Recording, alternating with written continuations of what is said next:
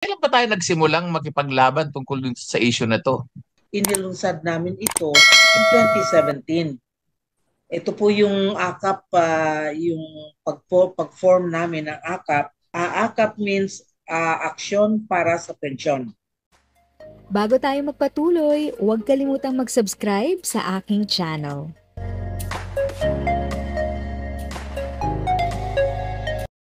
Thank you sa pag-click ng aking video. Good day po sa lahat ng mga nanonood. Sa mga bagong viewers at napadaan lang, by the way, I'm Tita Eda. Welcome to my channel. Ang channel na maghahatid sa iyo ng dagdag kaalaman tungkol sa government services, bagong mga balita at informative videos na galing sa legit na resources. Mag-subscribe na para updated ka. Ang universal social pension ang need ng ating mga nakatatanda more than anything else. Dahil ito po ay meron tayo existing social pension program ngayon para sa mga indigents, pero hindi po yun lahat. So meron po tayong discrimination. And that's one of the reason why our organization pushed for the universal social pension since time immemorial. Sasabihin ko na lang, since during my OSCA days, talagang tinaguyod na namin po ito. So later, we will discuss about what's now with our USP. Kailan ba tayo nagsimulang makipaglaban tungkol dun sa issue na 'to? Sa totoo lang, Kaproy, kanina sa intro ay nabanggit ko na yung pag-uusap na ito dates back to even beyond or even before 2015. Pero sa totoo lang, to be more exact, nung inimplementa ito yung social pension for indigents noong 2011, Oktubre ng 2011 ay nagkakaroon na kami ng pagkilos ulit sa COPAP, na nagkakampanya kami na i-hold muna in abeyance yung implementasyon ng programa dahil nakita namin maraming lumalabas na mga problema. So, noon nagsimula kaming mag-isip ng alternative na programa, something that can replace yung kasalukuyang problematikong social pension program para sa mga indigents. At ito yung naiisip namin na po pwedeng kung meron ng problema ay konti na lamang. Ito po yung universal social pension. So, in fact, noong 2012, yung COPAP noon ay nagsagawa ng yung 1 million signature campaign na tinulungan kami ng abogadong anak ni Sir George. Diba? Tinulungan kami. So, we in fact turned over to the House of Representatives isang bulto ng mga accomplished na mga forma ng containing siguro something like mga 40,000 signatures. Parang initial lang na submission namin. Pero yung pangako namin, we will go until makakolekta kami ng 1 million signatures. So that was how long ago when we already started talking about universalizing. Formally, inilaunch ito ng COPAP, ng COSE at ng iba pang mga organizations na nakikipagtulungan. Inilunsad namin ito in 2017. Ito po yung AKAP, yung pag-form namin ng AKAP kung saan iba po ito, sorry, clarifying, lang po, hindi po ito yung AKAP na pamumudmod ng bilyon-bilyon na pera, hindi ito yun. AKAP means Aksyon para sa Pensyon. So, Coalition. Yes, coalition, bagong koalisyon ng AKAP. So, mga organisasyon po ito na nakasumali diyan sa AKAP, kasali po diyan yung COPAP, yung COSE, kasali din yung MISCA, kasali din yung S4S, kasali din yung SEEDS, kasali din yung yung SCSC o yung Senior Citizen Sectoral Council. Marami po pa, in fact, I remember meron pa tayong grupo ng mga kasambahay. Hindi sila mga seniors. Yeah, United Domestic Workers of the Philippines. Yes, at meron ding grupo ng mga kabataan na sumali din sa atin. So, ibig sabihin, mas malawak po ito, mas malaking grupo na kinabibilangan ng iba't ibang mga separate, mga specific, sector-specific na grupo. So, ang purpose po nito ay para ilunsad namin at makuha natin, maikampanya yung pagpapalit ng programa mula sa pagiging anong tawag nito, sa pagiging social pension for indigent seniors to a universal kind of thing. Na lahat, ibig sabihin, lahat na ng mga seniors, anuman ang estado sa buhay, ay mabibigyan ng tulong ng ating gobyerno. After all, ito ay karapatan ng lahat ng mga seniors. Yan. Si Tatay George. Tatay George, anong natatandaan yung history ng ating kilusan para sa Universal Social Pension? Kagaya ng salamat ka, Paroy. Kagaya ng nasabi ni Salve, matindi ako sa congressional hearing presided by then Congressman Del Rosario. That was 2011. Noon, ang pinag-uusapan, social pension. During the deliberation, ako'y nagsalita, may sila, ang sinabi ko, ano mabibili ng 500 sa halaga ng mga bilihin ngayon? Ang mabibili ka po, turon lang at bukayo. So, tawanan sila. During that year, inapprove nila na doblehin. Pero naging effective yan about 10 years after. Ngayon, ang nagiging problema natin ngayon ay marami ang na-approve na ng DSWD, about 80,000 na naghihintay. Sana, on this particular subject, sana bago dinoble ay binigyan na muna ng mga pensyon yung mga approved na naghihintay. Ngayon, sabi natin, hindi lang naman yung mga indigent, yung mahihirap, ang nakatulong sa community development at nation building. Yung mga kagaya namin na retirado na, kahit hindi na mahirap, ay dapat bigyan din ng pagkilala ng pamahalaan. Kaya doon ay minungkahi nga yan, lalabas na yan bill tungkol sa Universal Social Pension na kahit maliit lang yung bibigay ay makakatulong dahil karamihan sa amin ay gumagamit na ng mga maintenance medicine, etc.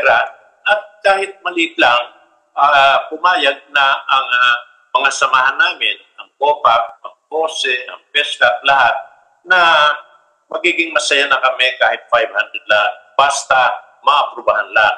So sa pagkakataong ito, sa lower house, ay naging unanimous ang approval.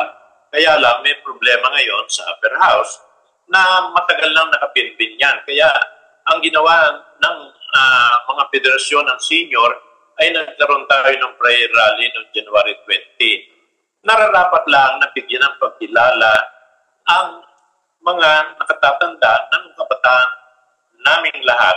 Kami ay tumulong sa community development at nation building.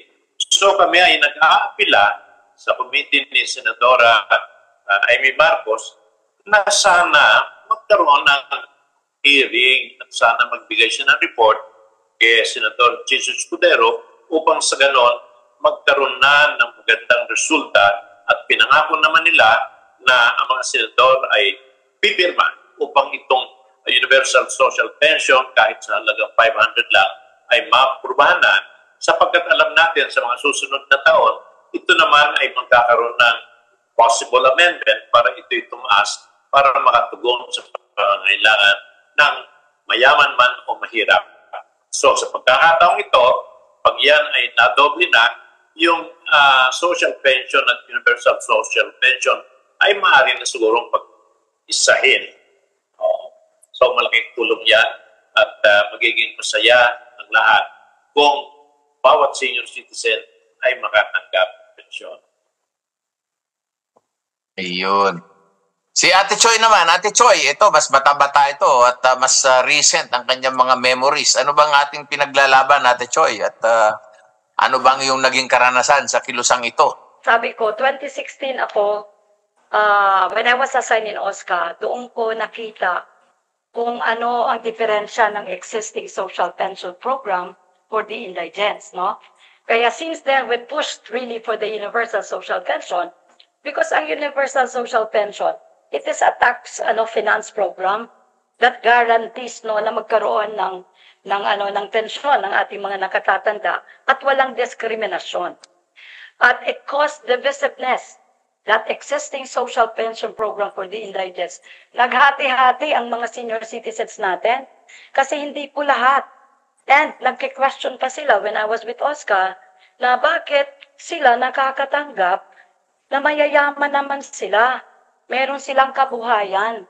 Let us remember that the existing social pension program for the indigents until today, up to this day, napakasikip ang requirements po. Kung paano ka pumasa doon sa pumasa as a pensioner or as a beneficiary of this social pension program for the indigents, no? Kaya since 2016 ay nakikita-kita rin kami noon nila si Tito George, si Nay Salve, we were together in some of the consultative meetings, no, with the DOH, with the DSWD, at talagang gusto namin ang universal. Di ho ba? Kahit na kami dito sa lungsod ng Makati, the universal po ang amin talaga ipinaglalaban. So, sabihin na lang natin na ito ay need, no? What is need sa Tagalog? Pangangailangan. Pangangailangan ito po ng ating mga nakatatanda. Hindi po siya luxury. So, karapatan po ng isang nakatatanda pag edad ng 60 years old ay makatanggap man lang ng pension. Lalong-lalo na yon yung mga nag-retire that they were part of nation building. Di ho ba? So, hindi ibig sabihin na kami, ang mga may pension, ay nag-retire na, ay hindi pwede bigyan sila ng nitong social pension. Talaga, walang diskriminasyon. Dapat universal na siya. Kay mayaman, kay mahirap, kay may pension o wala, dapat makatanggap ang isang nakatatanda pagdating niya ng 60 years old. Okay. So ano na nangyari nito? When this was filed actually, ito yung tugon kasi ng ating RA 7432. If you remember, so kailan yun? Ang 7432 na Senior Citizens Act. And it was amended again in 1993 and then amended again in 2010, which is the RA 9994. At talagang tinutugunan doon na magkaroon po ng social pension ang ating mga nakatatanda. So anong ginawa natin? Nagkaroon tayo ng AKA, di ba? Nagkaroon tayo ng koalisyon. Not only the organizations for the senior citizens as well as yung mga women's youth, they even join us na mai-push itong universal pension. So na-mention kanina ninyo na naglakad tayo papuntang Senado. Di ba? Kasi napasa na ito sa Kongreso. This was filed again in the 19th Congress. For how many years? 17 Congress po ay ito ay hinilunsad na. Walang nangyari. Okay. Pagdating ng 18th Congress, wala rin nagpanukala nito sa lower house of Congress. So in the 19th Congress, this was refiled by Congresswoman Mila Gross Mila Magsaysay. Okay? So nabigyan po tayo ng pag-asa. Kami po, nagkaroon po ng hope, no? Para dito sa programang ito. O anong nangyari? It was unanimously approved in the lower house of Congress with a budget. Dinala sa Senado. Naglakad tayo sa Senado. Simultaneous po all over the Philippines dahil nagclamor po. Lahat po ng nakatatanda all over the Philippines ay nakipaglaban, nakilahok dito po na maipasa na itong ating Universal Social Pension Program. Unfortunately, hindi po naipasa. Pero binigyan tayo ng pag-asa ngayon after the elections and I am holding on to that hope, to that napakaliit na pag-asa. Hindi ako bumibigay kasi during the when I had a chance to talk with Congresswoman Mila Magsaysay. Nagkita po sila ni Senator Amy Marcos sa Malacanang during the Centenarian Act of 2024 cash out po sa Malacanang. Nagkita po sila at nagsabi naman si Amy Marcos na titingnan niya pagbalik sa Kongreso after the election. So, siguro ngayon, I am holding on. That's the latest, no? I am holding on. Yung promise ni Senadora Amy Marcos na titingnan niya. Pero kung titingnan lang niya at hindi niya magkaroon siya ng report, no? At hindi mailagay sa plenaryo, ilang araw na lang po, we will be welcoming the 20th Congress. So kung hindi man mangyari yan sa kanyang sinabi, no, kay Congresswoman Milagros Magsaysay, di kailangan talaga may refile uli ito in the 20th Congress. So, lahat po ng mga nakatatanda, wag ho tayo mawalan ng pag-asa. There is always hope for everything. Yes. And this hope for the universal social pension will come. Maraming salamat. Yan. Alam nyo mga kasenyor, no? Etong sinabi ni Sister Marichu, no? We are looking for a miracle. Milagro na lang po. Kasi, pagbalik nila galing sa eleksyon, siyempre mga pagod yan, marami na namang ibang prioridad, halos 2 session lang ang matitira. At yung 2 session na yun, kung magde-deliberate pa ang ang Senado at mag-grandstanding pa sila, even assuming na on the first day, ipasa nila, no?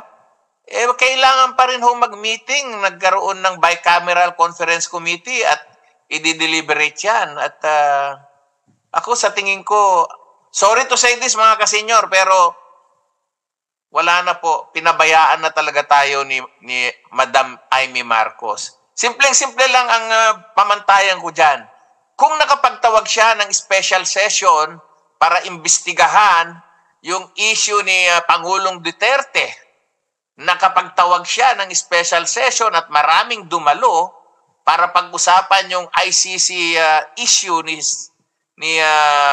former President Duterte, bakit hindi sila makapagtawag ng special session para sa issue ng 12 million senior citizens? 12 million senior citizens. 5 million nakikinabang na ngayon, no? Pero may mga waitlisted pa na mga 800,000 doon sa SOCPEN na tinatawag. Tapos etong ating Senado umaasa tayo. Had it been acted upon before the recess, maniniwala ako. Pero yung sasabihin ni Senator Amy, a-actionan ko yan 2 days before the last session of the Congress. That's only fishing for votes. Naghahanap na lang ng boto yan si Senator Amy. Pero kung ako lang, mga kasenyor, hindi ko na talaga iboboto yan. I've given up on her. Kasi she has proven it twice. Unang-una, Nanay Salve, Tatay George, no? Pumunta tayo sa Senado. Nandun tayo. Siya ang pakay natin. Nakasalubong niya tayo. Pinansin niya ba tayo? Nag-eme-eme lang sila ni Congresswoman Magsaysay, silang dalawa lang ang nag-usap-usap, nag-Ilocanohan lang sila. Unfortunately, Ilocano ako, naintindihan ko pag-uusap nila. Alam mo ba ang sinabi niya? Nambobola lang yan si Chis Escudero, nagyayabang lang yan. Imposibleng mangyari yan. Yan ang sinabi niya. Nung nag-usap sila ni Congresswoman Magsaysay, Ilocano ang usapan nila. No, I'm an Ilocano. I understood everything. Tapos, after that, ilang araw nagkaroon ng special session, pinag-usapan yung citizenship ng isang inchik para bigyan ng citizenship ng Senado yung isang inchik. Isang inchik na meron pang mga aligasyon na ito ay nakalink sa mga pogo. Kita nyo yung anong klaseng prioridad ang binibigay sa atin ng ating mga mambabatas, ng ating mga senador. No? Bagamat medyo nanalig ako nung nangako si Chis Escudero na pag merong hearing at may report, maski Sabado, maski Linggo, maski Biyernes, mag-open ako ng session. Sinabi niya yun, totoo.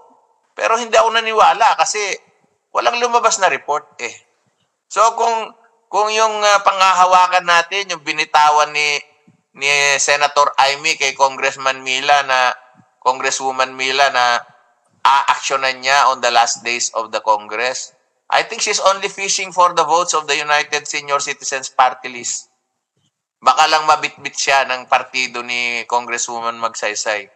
But I doubt, and I don't believe, and I don't trust that something will happen. No? Kasi otherwise, nagawan nila ng session yung kay Duterte. Bakit yung session natin, 12 million tayo? Ba't hindi nila magawan, no? So anyway, basta ang importante dito mga kasenyor, ang pensyon ay karapatan. It is the right of all retiring workers, of all retiring citizens. Lahat ng mga mga taong nagtrabaho at naglingkod sa kanilang bayan, sa lahat ng bansa sa buong daigdig ay binibigyan ng atensyon ang kanilang pensyon. Eh bakit sa Pilipinas hindi natin kayang ayusin?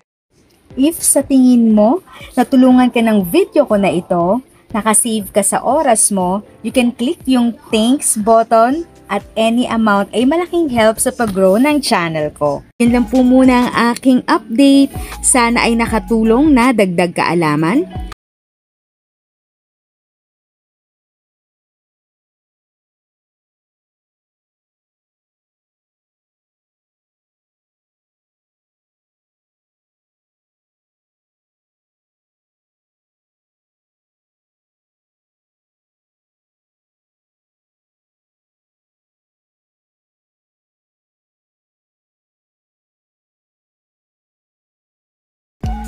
Thanks for watching! Kung may kapamilya, kaibigan o kakilala sa tingin mo ay magiging interesado sa video, please share or tag sila sa comment section. At syempre, if nagustuhan mo ang video, i-like mo na ito at subscribe ka na din. As always, feel free to write your questions, comments, and opinions respectfully. And continue to be a blessing and stay safe!